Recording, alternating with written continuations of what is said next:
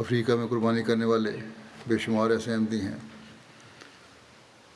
پاکستان میں ایسے ہیں، ہندوستان میں بھی ایسے ہیں جو اپنی روٹی قربان کر کے بھوکا رہ کر مالی قربانی کرتے ہیں،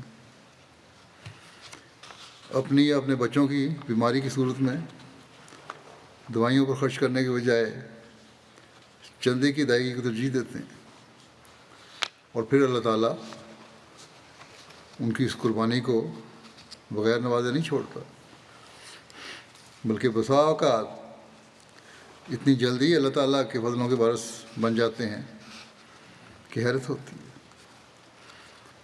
اور یہ بات ان کے لیے ازدیاد ایمان کا باعث بنتی ہے۔ بس کبھی یہ بات کسی کمزور احمدی کے دل میں بھی نہیں آنی چاہیے کہ اللہ تعالیٰ نیک نیتی سے کی گئی قربانی کو نوازتا نہیں۔ اللہ تعالیٰ کے خزانے لامحدود ہیں۔